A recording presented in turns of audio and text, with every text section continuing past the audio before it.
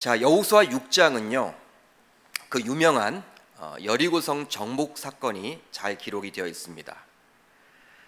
요단 동편에서 무려 40년 동안이나 광야 생활을 해왔던 이스라엘 백성들이 이제 하나님의 때가 되매 요단 강을 건너서 요단 서편으로 들어가게 됩니다. 이것은 바로 오래전에 하나님께서 아브라함에게 주시겠다고 한 약속의 성취를 이루고자 하는 하나님의 뜻이겠죠. 그러나 이미 가나안 족속들은 여리고성을 비롯해서 여러 상을 쌓아놓고 이제 기다리고 있었습니다. 이스라엘 백성들이 언제 쳐들어올지를 모르기 때문에 그들은 이미 여러 성들을 쌓아놓고 기다리고 있었어요. 여러분, 그대로 우리가 살펴보게 되면 이 성을 쌓는다라는 것은요, 굉장한 겁니다. 이스라엘 백성들은 항상 40년 동안 광야 생활을 주로 했잖아요. 여러분, 광야라는 것은 무엇입니까? 성을 쌓고 지내는 것이 아니에요. 그냥 육박전을 했던 거죠. 육박전. 이렇게 여러분 대결을 벌였죠. 그런데 이 가나안의 7 족속의 왕들은 성을 쌓았습니다. 성을 쌓았다라는 것은요, 이제 방비를 하면서 공격을 하겠다라는 의도를 담고 있는 것이죠. 여러분, 우리가 보통 이 군사학적으로 이 성을 넘어서 들어가려고 하면요, 동일한 숫자를 가지고서는요 거의 불가능하다 그래요. 성 위에서 여러분 화살을 쏘거나 창을 들이밀거나 뜨거운 물을 붓거나 하지 않겠습니까? 그렇기 때문에 방어를 뚫고 이제 그 성을 점령한다라는 것은요, 공격하는 입장에서는 보통의 여러분 위험을 각오해서는 안 되는 것이죠. 굉장한 거예요, 여러분. 쉽지 않은 거예요. 실질적으로 이제 성을 점령한다. 아마 여러분 2배, 3배, 5배 이상의 군사들이 있어야지만 가능한 것입니다. 근데 이미 여러분 기다리고 있었다라는 거예요. 그렇기 때문에 객관적인 전력면으로 볼 때 이스라엘 백성들이 감히 요단 서편을 점령한다는 것은 거의 불가능에 가까웠죠. 이스라엘 백성들은 이제 요단을 건너게 되었고 이제 본격적으로 여리고성을 정복해야만 했습니다. 그런데 그에 앞서 하나님께서는 여호수아에게 다음과 같은 요구를 하세요. 그 내용이 바로 오늘 여호수아 5장에 잘 기록이 되어 있습니다.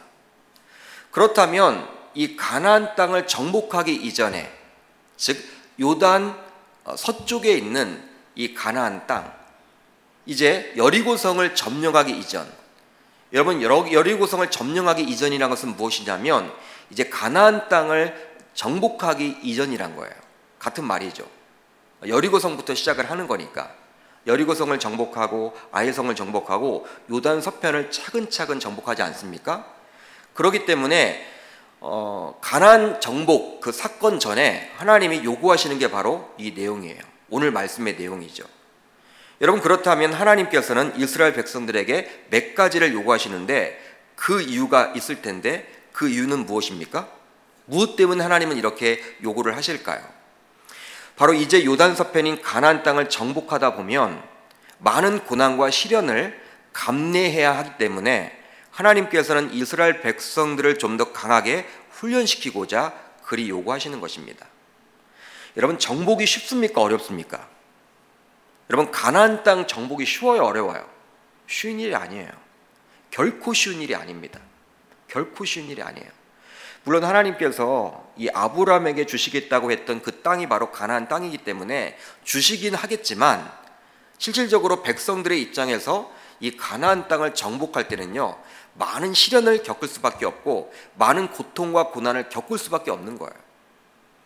여러분, 그러한 고통과 고난을 감내하고 인내해야 하기 때문에 이제 하나님은 훈련 차원에서 이 여호수아 5장 말씀을 통해서 요구하시는 내용들이 나온다라는 거예요.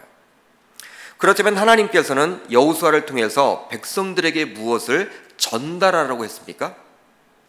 여러분, 무엇을 지금 요구하고 있습니까? 즉 이스라엘 백성들이 가나안 땅에 본격적으로 들어가기 전에 해야 할 일은 무엇입니까? 가나안 땅 정복에 앞서서 하나님이 요구하시는 것은 무엇입니까? 무엇일까요? 몇 가지가 있죠.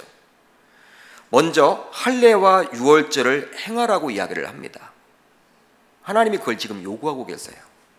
여리고성을 정복하기 전에 즉 가나안 땅을 정복하기 전에 할례와 유월절을 행하라고 이야기를 합니다.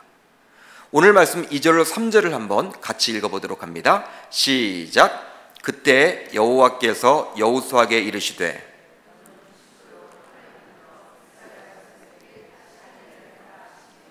여호수아가 부싯돌로 칼을 만들어 할례산에서 이스라엘 자손들에게 할례를 행하니라.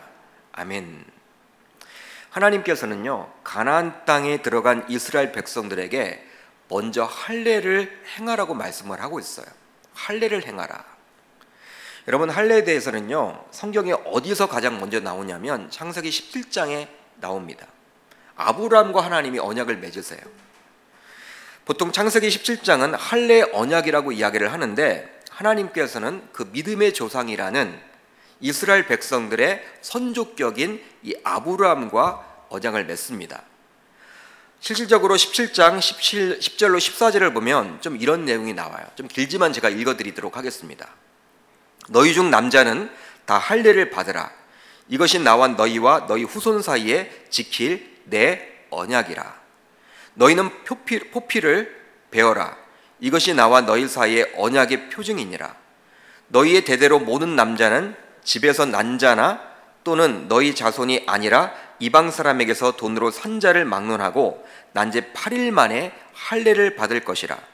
너희 집에서 난 자든지 너희 돈으로 산 자든지 할례를 받아야 하리니 이는 내 언약이 너희 살에 있어 영원한 언약이 되려니와 할례를 받지 아니한 남자 곧 그 포피를 베지 아니한 자는 백성 중에서 끊어지리니 그가 내 언약을 배반하였음이니라. 아브라함에게 하나님은요, 이 말씀을 해주고 있어요. 이 말씀을 해주시고 있습니다. 17장에서 하나님께서는 이 아브라함의 이름을 아브라함으로 바꾸죠. 아브람이었잖아요, 이름이. 근데 아브라함으로 바꾸면서 이 할례 언약을 맺도록 해주십니다. 그러니까 앞으로 태어나는 이스라엘 백성들은, 남자들은 태어난 지 8일 만에 이 포피를 베어서 할례를 행하라는 거예요. 그걸 가지고 우리의 백성인지 아닌지 판단하시겠다라고 우리 주님은 말씀을 해주십니다. 그러니까 이스라엘 백성들은 하나님께서 선택하신 선민인데 이 선민이라는 표시로 할례를 행해야만 했던 것이죠. 태어난 지 8일 만에 할례를 행해야만 했습니다. 남자의 포피를 베어서 언약으로 삼았던 것이죠. 여러분, 이 할례를 행하게 되면요, 최소 3일에서 7일 동안은 꼼짝달싹을 할 수가 없습니다. 꼼짝달싹을 할 수가 없는 거예요. 굉장히 여러분 아프죠. 그러게 가나안 땅에 입성한 이스라엘 백성들의 입장에서는 이 할례를 행한다라는 것이 굉장히 부담일 거예요. 왜 그러지 않겠습니까? 여러분, 여리고성에서 이제 그분들이 나와가지고 이 가나안 족속이 나와가지고 전쟁을 벌이게 되면요, 모든 남자가 다 전쟁터에 나가지 못하고 이 할례를 하고 있으면요, 어떻게 되겠습니까? 3일에서 7일 동안은요, 전쟁터에 나갈 수가 없어요. 불안한 거예요, 여러분. 모든 남자가 여러분 한꺼번에 이 할례를 행해야 하기 때문에 이건 쉽지 않은 여러분 요구입니다. 하나님께서 지금 그것을 지금 요구하고 계시죠. 그렇다면 왜 하나님께서는 이런 중요한 순간에 할례를 요구하고 계실까요? 여러분, 왜 요구하고 계실까요? 중요한 순간에. 지금 여리고성을 정복해야 돼요. 전쟁을 앞두고 있습니다. 요단강만 건넌 것 뿐이에요. 아직까지 7족속의 왕들과는 싸워보지도 않았어요. 여러분, 실질적으로 하나님의 말씀에 순종해서 할례를 여러분 하게 되면요, 이게 여러분 위험천만한 순간 아닙니까? 여러분, 몰살 당할 수도 있어요.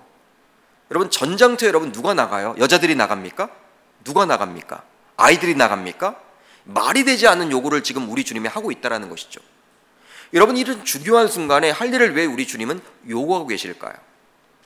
우선 애굽에서 처음 출애굽할 때에는 할례를 모두 받은 백성들이었지만 40년 동안 광야 생활을 하면서 태어난 자들은 할례를 받지 못했기 때문입니다.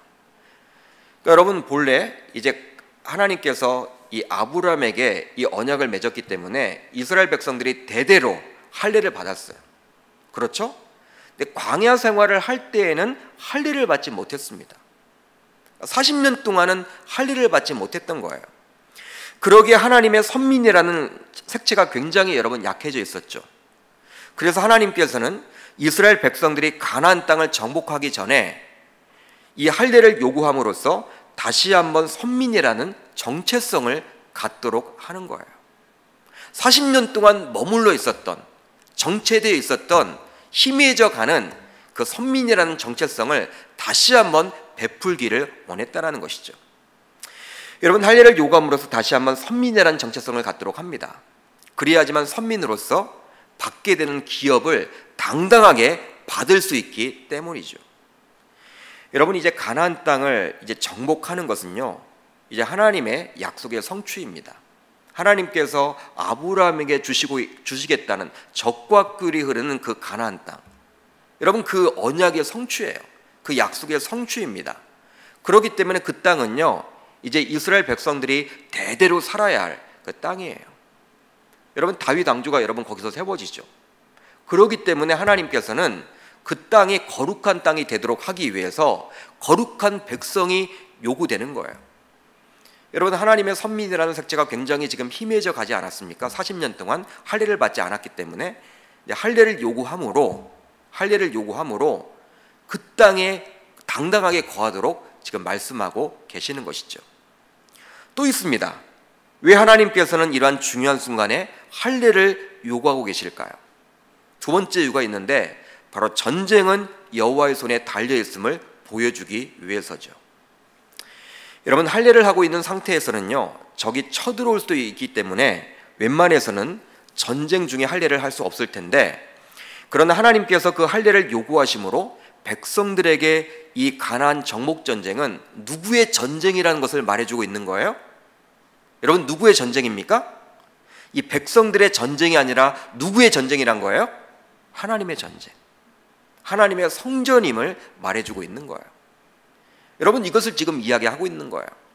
너희들 할래? 염려하지 말아라. 내가 싸우는 거야. 내가 나가서 싸우는 것이지, 내가 여리고성도 정복하고 가나안 정복 전쟁은 나의 전쟁이지 너희들은 나가서 싸울 도구야. 걱정하지 마, 염려하지 마. 그런 의도를 지금 담고 있는 것이죠. 여러분, 할례는 선민의 언약의 표시로서 조상 아브라함에게 분부하신 선민의 기본적인 자격을 갖추는 예식으로 신약 시대인 저와 여러분들은 지금 무엇으로 봐야 할까요? 요즘은 여러분 할례가 없잖아요. 여러분, 지금은 예수 믿는 사람들이 무조건 그 예수 믿는 표로 할례를 행하지는 않습니다. 여러분, 신약 시대에 들어와서 이 할례가 여러분 어떻게 바뀌게 되었습니까? 바로 세례로 바뀌게 되었죠. 세례를 이야기하는 거예요. 세례라는 것은 여러 증인들 앞에서 행함으로 이젠 그리스도인으로서 구별되어 살겠다라고 하나님과 여러 증인들 앞에서 다짐하는 것이죠. 마찬가지로 할례를 통해서 이스라엘 백성들은 자신의 잘려진 포피를 보면서 하나님의 선민이라는 생각을 항상 갖게 됩니다. 항상 갖게 되는 거예요. 자신의 여러분 그 신체 부위를 보면서 나는 하나님의 선민이지, 하나님의 자손이지, 그걸 여러분 떠올리게끔 한다라는 것이죠. 그러기에 세례 폐지론자들도 간혹 있지만 세례는 우리 신앙에서 굉장히 중요합니다. 요즘에 여러분 세례 폐지론자도 있어요. 세례를 굳이 받아봤자 뭐하냐, 세례 안 받아도 구원 받는데 전혀 상관이 없는데 꼭 그걸 받아야만 하느냐. 카톨릭에서는 세례를 굉장히 영세라고 해서 중요시 여기지만 개신교에서는 그렇게 필요 없다, 그렇게 주장하는 분들도 있어요. 여러분, 그들의 잘못이죠. 그건 잘못된 겁니다. 여러분, 그런 사람들이 있지만 세례는 굉장히 우리의 신앙에서 중요한 거예요. 타인들에게 그리고 하나님 앞에서 신자라는 것을 드러내는 것이기 때문에 굉장히 중요합니다. 따라서 세례의 경우 강제로 행해서는 절대로 안 돼요. 강제로 행해서는 절대로 안 됩니다. 그러나 지금은 많이 달라졌지만 예전에 여러분 어떻습니까? 여기 남자분들 많이 계시는데 군대에서 초코파이 하나 준다고 해서 세례를 받기도 하고 주기도 하고 막 그랬죠, 여러분. 예전에. 지금은 많이 사라졌어요. 지금은 많이 사라졌습니다. 제 친구 이제 군목들에게 물어봐도 요즘은 그렇게는 하지 않는다고 하더라고요. 근데 예전에 여러분 제가 군 복무할 때만 하더라도 초코파이 하나 때문에 막 세례를 받곤 했거든요. 갑자기 불교 신자였다가 세례를 받고 왔어. 그다음부터 교회를 안 나가. 참 여러분, 그게 뭔지. 초코파이 신앙이라고 보통 이야기를 하잖아요. 그러니까 여러분, 세례는 그렇게 줘서는 안 된다는 것이죠. 여러분, 그렇게 해서는 결코 안 됩니다. 또 가족 온 지인들을 전도해서 교회에 나오게 되었는데요. 그 가족과 지인이 귀하다고 해서 아직 구원의 확신도 없는데 무작정 등록한 지 1년이 지났다고 해서 목사님에게 빨리 세례를 받아야 된다라고 그렇게 여러분 강조하시는 분들이 굉장히 많아요. 그렇게 이야기하는 분들이 굉장히 많아요. 실질적으로 저는 그런 경우들을 많이 봤어요. 여러분 결혼을 이제 시키려고 딸을 결혼시키려고 사위될 분, 여러분 불신자였어요. 여러분 이제 교회에서는 주례 같은 걸 할 때 세례를 받지 않으면 목사님 주례를 잘 받지 못하잖아요. 그렇기 때문에 이 불신 청년이 이제 교회를 등록시켰죠. 등록시켜서 1년 지나자마자 빨리 세례를 달라는 거예요. 제가 봐도 여러분들 아직 세례 줄 그 시점이 아니야. 신앙이 없어. 전혀 믿음이 없어요. 구원의 확신도 없어. 막 요구하는 거예요. 결혼을 빨리 해야 된다고. 여러분 그런 경우도 있죠.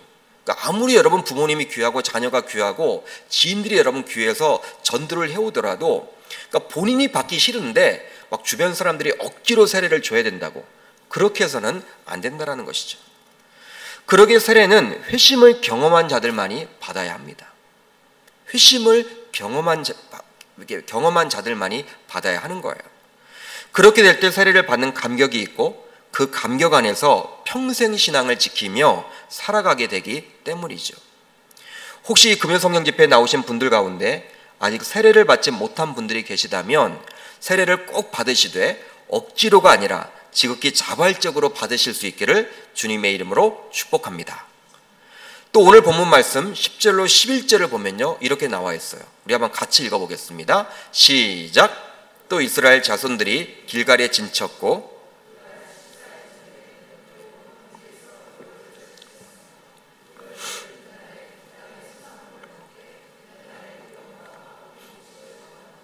아멘. 할례를 행한 이스라엘 백성들은 이제 유월절을 기념하여 지키게 됩니다. 여러분 어떤 절기를 지키는 거예요? 유월절입니다. 유월절은 이스라엘 백성들이 하나님의 권능으로 애굽에서 해방되어 새 생활을 한 것을 기념하며 감사하며 충성을 다짐하는 참으로 뜻깊은 날이죠. 보통의 날이 아니에요. 그러니까 이스라엘 백성들의 3대 절기 가운데 최고의 여러분 절기가 바로 유월절입니다. 유월절이에요. 출애굽의 역사는 하나님의 일하심을 보여줍니다. 출애굽은요, 하나님의 일하심이에요. 하나님의 권능이죠. 전적인 하나님의 은혜로 이루어진 것입니다. 여러분 애굽의 바로왕이 얼마나 악했습니까? 악한 대명사 여러 여러분 왕들이 있겠지만 이 출애굽 당시 애굽의 바로왕도 그렇게 악했잖아요. 굉장히 악했잖아요. 이 9가지 재앙을 다 보면서도 마음을 변하지 않아요. 여러분 개구리 재앙, 이재앙, 암흑재앙 여러 가지 여러분 재앙들을 다 봤음에도 불구하고 마음이 변치 않아요. 그러니까 이스라엘 백성들을 출애굽하는 걸 허락하지 않습니다. 그렇게 여러분 악한 악을 설득하고 이길 방법은 전혀 없었어요. 그러나 10가지 재앙 가운데 가장 마지막 필사의 카드인 장자의 죽음 앞에서 바로는 드디어 이스라엘 백성들을 떠나도록 허락을 하죠. 그런데 이스라엘 백성들의 장자뿐만 아니라 가축의 첫 새끼는 전혀 해를 입지 않았습니다. 전혀 해를 입지 않았어요. 그러니까 이스라엘 백성들 장자뿐만 아니라 그들의 가축들은요 해를 입지 않았습니다. 그러니까 애굽의 장자들과 가축들은 다 해를 입었는데 여러분 동일한 곳에 살고 있는데 이스라엘 백성들의 장자들과 또 가축들은 해를 입지 않았어요. 여러분 바로 하나님께서 말씀하신 대로 흠없고 일련된 수컷의 양을 잡아서 그 피를 양을 먹을 집 문설주와 임방에 바르게 되는데요. 이런 하나님의 말씀을 믿고 그대로 행한 가정에서는 장자의 죽음을 맛보지 않게 된 거예요. 하나님의 말씀에 순종했던 가정들은요 어떻게 되었습니까? 장자의 죽음, 그 재앙을 맛보지 않게 된 것이죠. 이것이 바로 구별입니다. 구별이에요. 하나님께서 자신의 민족과 이방 민족을 구별시켜 주십니다. 그러게 출애굽은 전적인 하나님의 은혜예요. 선물입니다. 여러분 우리들도 동일하게 여러분 예수 믿는 집안에서 태어나도 또 예수 안 믿는 분들이 있죠. 일가 친척들 가운데, 동기들 가운데. 여러분, 내가 배아파 낳은 귀한 자녀들 가운데 누구는 예수를 믿고 누구는 예수를 믿지 않아요. 또 나는 여러분 예수를 지금 믿고 이 금요성령 집회까지 나왔어요. 예수를 믿지 않은 집안에서 태어났어. 나는 근데 예수 믿는 남편을 만나서 복음을 듣고 이 자리에 나와 있는데 나의 동기들은 아직도 예수를 믿지 않아요. 여러분, 구별됨이죠. 하나님이 우리들을 선택한 거예요. 창세 전에 우리를 택하신 거예요. 누구는 택하고 누구는 택하지 않았어요. 이건 하나님 마음이에요, 여러분. 창조주 마음인 거예요. 여러분, 피조물이 창조주에게 왜 그랬습니까? 따질 여러분, 그건 되는 거 아니죠. 따져서는 안 되는 것이죠. 내가 여러분 이렇게 선택받았다는 그 자체에 오히려 감사를 표해하는 거예요. 여러분, 아멘입니까? 내가 구원받았다는 것에 감사를 해야지. 하나님 왜 불공평합니까? 왜 공정하지 않습니까? 여러분, 토기장이가 토기를 만들 때, 여러분 그릇을 만들 때 그 마음대로 만드는 거잖아요. 나는 왜 이렇게 간장 종기로 만들었습니까? 도자기로 만들지 않고. 그렇게 여러분 따져서는 못하잖아요. 못하는 것처럼 우리가 창조주에게, 하나님에게 왜 나는 구원을 받았는데 왜 내 가족들을 누구누구는 구원받지 못했습니까? 이게 따져서는 안 된다는 것이죠. 그걸 모르기 때문에 우린 여러분 전도를 끝까지 해야 되는 것이고요. 그리고 나는 여러분 구원받았음에 대해서 감사를 표현하는 것입니다. 그렇기 때문에 출애굽은 전적인 하나님의 은혜죠. 애굽 사람들 가운데 이스라엘 백성들을 구별되이 이렇게 은혜를 베풀어서 출애굽시켰기 때문에 여러 사람들 가운데, 여러분 세상에 불신자들이 얼마나 많습니까? 나를 이렇게 구원시켰다라는 그 자체가 바로 구별이고 은혜 아닙니까? 선물입니다. 여러분, 동일한 거예요. 신약시대에는 유월절 어린 양이신 예수 그리스도가 십자가에 달려 죽으심으로 그 핏값으로 우리는 구원을 받게 되었습니다. 반면에 구약시대 때는 유월절을 기념함으로 하나님의 백성들은 구원받았음을 기억하며 감사를 표했던 것이죠. 그러나 여러분, 지금은 우리 개신교에서는 더 이상 유월절을 지키지 않습니다. 유월절을 지키지 않아요. 반면에 일부 이단에서는 유월절이 성경에 나온 것이라고 하면서 그것을 지키고 오히려 부활절을 지키지 않죠. 이단 가운데. 그러니까 우리들은 부활절을 지키는데 유월절을 지키지 않고 부활절을 지키는데, 이단들은 어떤 논리를 가지고 이야기를 하냐면 너희 개신교들 전통 교단은 비성경적이라는 거예요. 우리 보고 비성경적이래요. 비성경적이다. 성경에 분명히 구약에 유월절이 나와 있는데 왜 유월절을 지키지 않고 부활절을 지키느냐. 그러면서 그들은요 부활절 지키지 않아요. 유월절을 지킵니다. 그렇지만 예수 그리스도가 오셔서 십자가에 달려 죽으셨고 3일 만에 부활하심으로 우리가 사망의 권세를 이기고 구원받게 되었습니다. 할렐루야. 그러기에 예수 그리스도의 부활이 가장 중요하죠. 가장 중요해요. 죽음을 이겨내신 부활이 굉장히 중요합니다. 그러나 매년 부활절을 맞이하지만 우리는 그 부활주일만 부활에 대해서 생각을 하고 다른 날들은 부활에 대해서 별로 생각을 하지 않는 것 같아요. 오히려 성탄절을 중요시 여기고 추수감사절을 중요시 여기는 경우가 굉장히 많죠. 여러분, 그렇지만 우리의 신앙에 있어서 부활은 꼭 필요합니다. 부활은 꼭 필요해요. 개신교는 여러분 부활이 꼭 필요한 거예요. 왜냐하면 부활신앙을 갖추지 못하게 되면 죽음을 이겨내지 못하기에 소망이 없으며 다른 종교와 별 차이가 없기 때문이죠.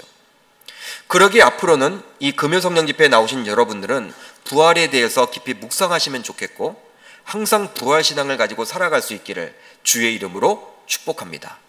그러니까 여러분, 유월절은요 바로 이스라엘 백성들을 구원시킨 그것을 기념하는 날 아닙니까?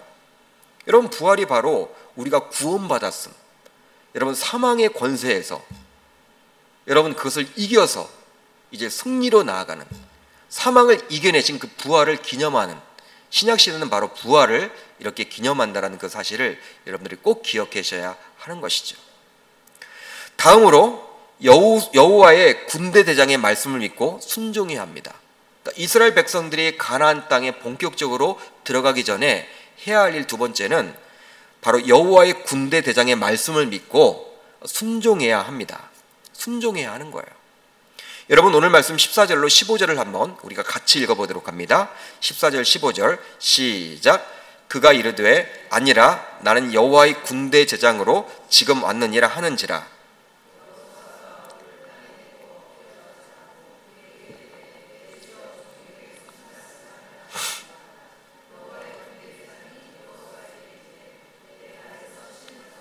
내가 선 곳은 거룩하니라 하니 여호수아가 그대로 행하니라. 아멘.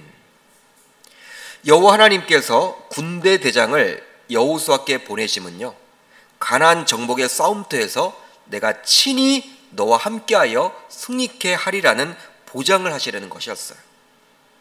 하나님께서 이제 본격적인 전쟁, 여호수아 6장에서 여리고성 정복전쟁 사건이 나오지 않습니까? 이제 첫 시작이에요. 가나안 땅을 첫 시작하면서 군대 대장을 여호수아에게 보냅니다. 여러분, 이 목적은 무엇이냐면 이 전쟁은 나의 전쟁이고 내가 함께 할 거야. 내가 이 전쟁은 지켜줄 거야. 너를 보장할 거야. 너를 보호할 거야. 너 걱정하지 마. 염려하지 마. 두려워하지 마. 그런 뜻이에요.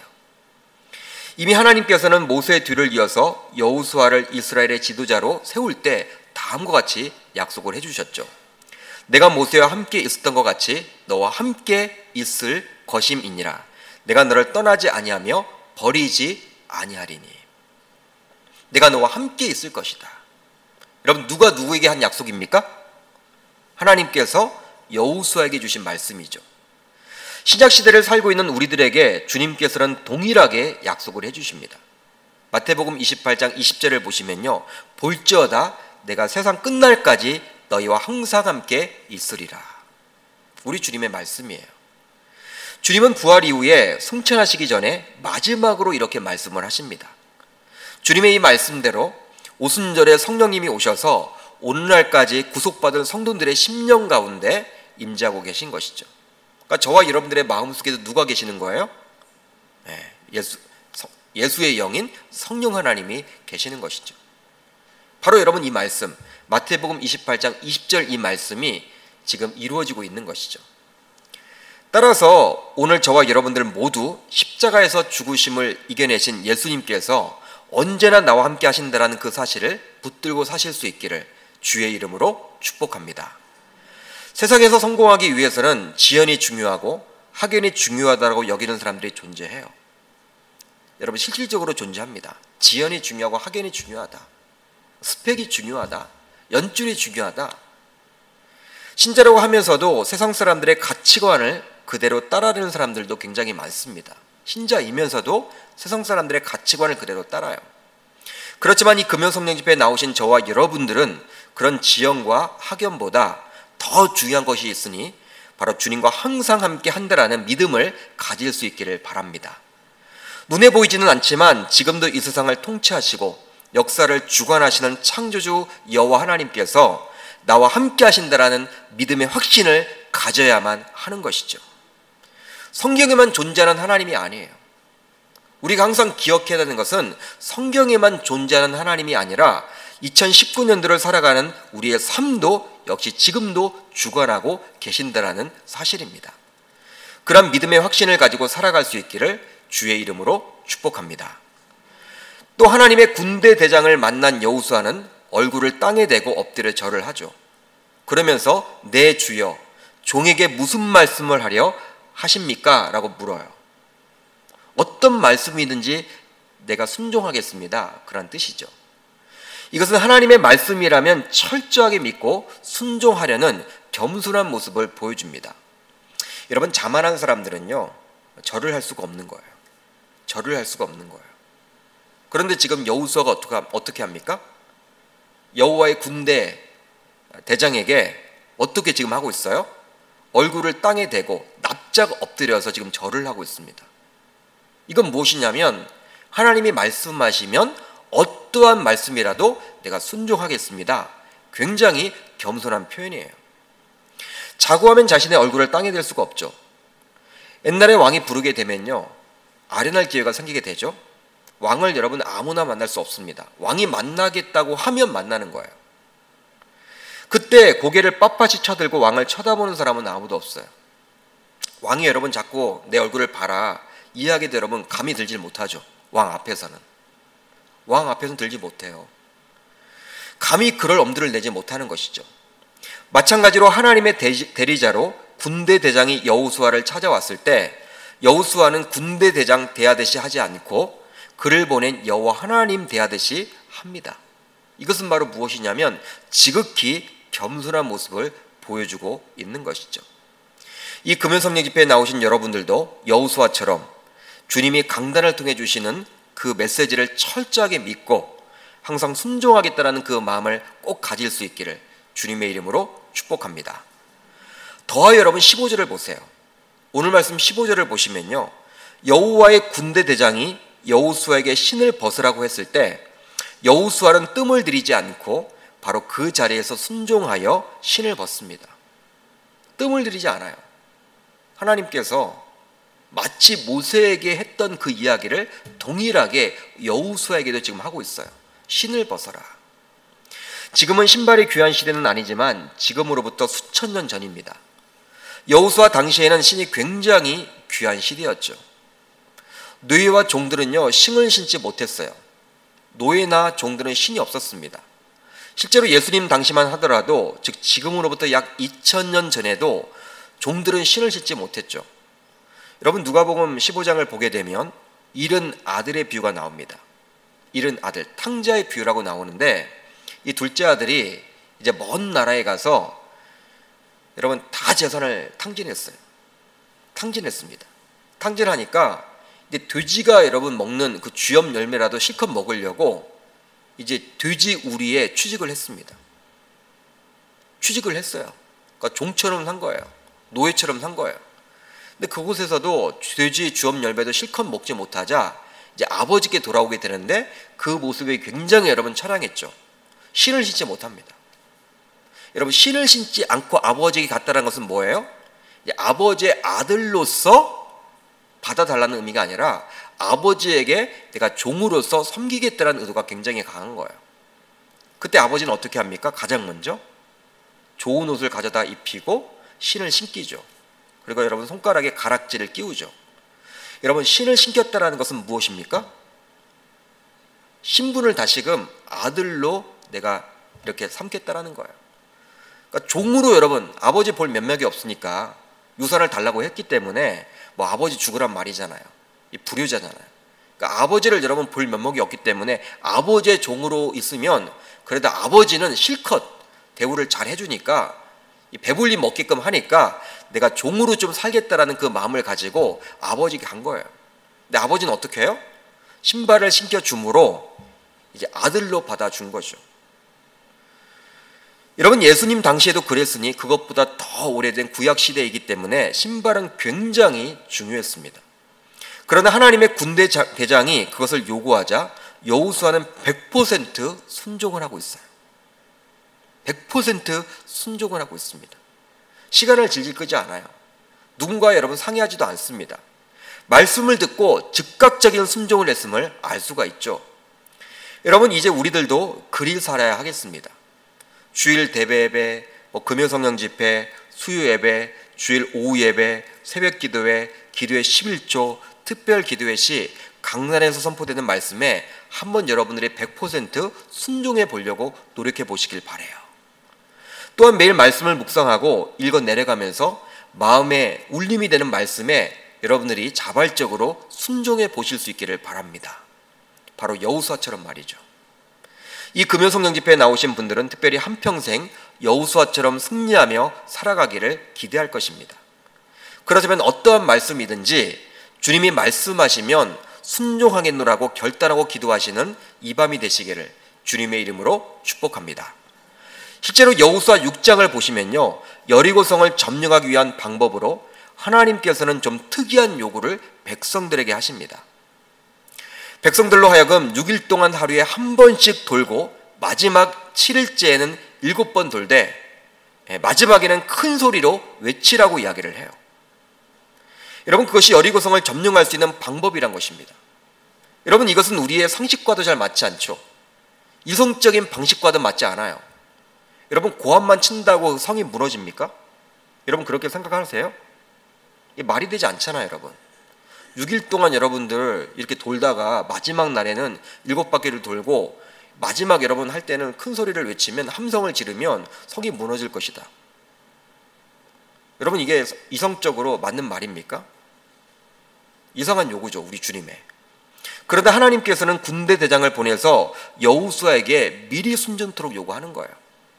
미리 순종토록 요구하는 거예요. 여러분, 신을 벗는다는 건 굉장히 쉽지 않습니다. 신을 벗는다는 건 여러분 종으로 산다는 거예요. 앞으로 가나안 땅을 정복하면서 더 쉽지 않은 순종을 요구할 수도 있기 때문에 하나님은 미리 훈련시키고 있는 것이죠.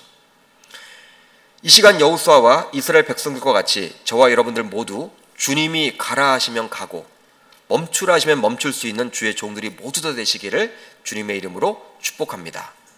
그렇다면 왜 주님께서는 가나안 땅을 정복하기 전에 이런 몇 가지 요구를 하신 것일까요? 여러분, 이런 요구를 왜 하시는 것일까요? 우리 주님은 가나안 땅을 정복하기 전에 왜 그럴까요? 바로 가나안 땅에서 살아가는 것은 구원받은 자로서 하나님의 통치 안에 거하는 것이기 때문입니다. 광야 생활 때 여러분 이렇게 요구하고 있지 않잖아요. 그렇죠? 그리고 애굽 생활할 때 이런 걸 요구하고 있지 않잖아요. 지금 어디에 정착하기 전에 요구하고 있는 것입니까? 가나안 땅에. 여러분, 이건 바로 구원받은 신자가 살아가는 법칙인데 바로 하나님의 통치 안에 거하는 것이죠. 그러니까 애굽 생활, 광야 생활을 거치면서 이제 아브라함에게 약속하신 젖과 꿀이 흐르는 가나안 땅에 이스라엘 백성들이 정착하게 되었다는 것은 신앙의 여정 속에서 하나님의 통치 가운데 살아가는 것을 뜻하는 거예요. 물론 하나님의 기대가 담겨져 있는 것이죠. 그러게 우선적으로 이스라엘 백성들의 대표성을 지닌 지도자 여호수아에게 신을 벗으라고 합니다. 신을 벗으라는 것은 이제부터 광야 생활과 같이 돌아다니지 말고 꼼짝하지 말라는 뜻이에요. 돌아다니지 말라는 거예요. 이제 방황하지 말라는 거예요. 이제 정착하며 살라는 거예요. 내 마음대로 못 돌아다니고 주인이신 하나님의 주권하에 있다는 뜻입니다. 따라서 개인마다 모두 신앙의 의지가 모두 다르겠죠. 어떤 분들은 아직도 애굽 생활을 하는 분들도 있을 거예요. 어떤 분들은 광야 생활을 하시는 분들도 있을 거예요. 또 어떤 분들은 이제 가나안에 여러분 정착하여 살아가는 분들도 계실 겁니다. 저는 개인적으로 소망해 봅니다. 이 금연 성령 집회에 나오신 분들은 그래도 자신의 신앙 진보를 위해서 항상 애써오신 분들입니다. 그러게 애굽 생활, 광야 생활을 벗어나서 대부분의 분들은 가나안 땅에 거해야만 하는 분들이죠. 지금 하나님의 통치 안에 거하면서 하나님 나라를 위해서 헌신해야만 하는 분들이에요. 한마디로 흔들리는 구원 문제에서 벗어나서 이 땅에 하나님 나라를 이루기를 소망하는 분들이라고 저는 생각을 합니다. 여러분, 금연성경 집회에 나오신 분들 가운데 항상 구원의 문제, 여러분 이 부분이 흔들려서 고민하는 분들은 거의 없잖아요. 여기 계신 분들은 그래도 하나님 나라 확장, 어떻게 하면 하나님의 통치 가운데 내가 잘 살아갈 수 있을까? 여러분, 그런 것 때문에 나오신 분들이잖아요. 그러니까 차원이 다르죠. 그러니까 주일날 한 번 나오시는 분들과는 차원이 다르잖아요.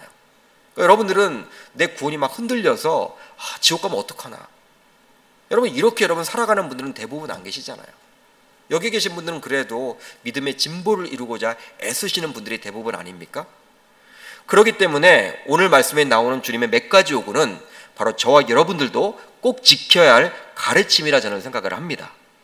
이 시간 찬양하고 기도하는 가운데 여호수아와 백성들에게 요구했던 주님의 요구를 나도 이제 지키겠다고 결단하고 다짐하고 돌아가는 우리들이 모두 되시기를 주의 이름으로 축복합니다. 가나안 땅 여러분, 정복이란 것은요, 이제 정착이란 것은요, 바로 구원받은 이후의 삶이에요. 우리가 구원을 받았습니다. 이제 우리가 어떻게 살아가야 할 것인가, 이 부분에 대한 여러분 고민이에요. 하나님은 저와 여러분들에게 이야기를 합니다. 할례와 유월절, 지금 말로 무엇입니까? 항상 그리스도인의 정체성을 가지고 살아가야 한다. 그리고 항상 부활 정신을 가지고 살아가야 한다. 그리고 하나님의 말씀에 순종하며 살아가야 한다. 여러분, 이것이 바로 구원받은 저와 여러분들이 하나님의 영광을 드러내며 살아가야 될 자세라고 저는 생각을 합니다. 사랑하는 계명교회 성도 여러분, 금요 성령 집회에 나오신 여러분들도 이 말씀을 꼭 내 마루 붙으셔서 그렇게 승리하며 살아갈 수 있기를 주의 이름으로 축복합니다.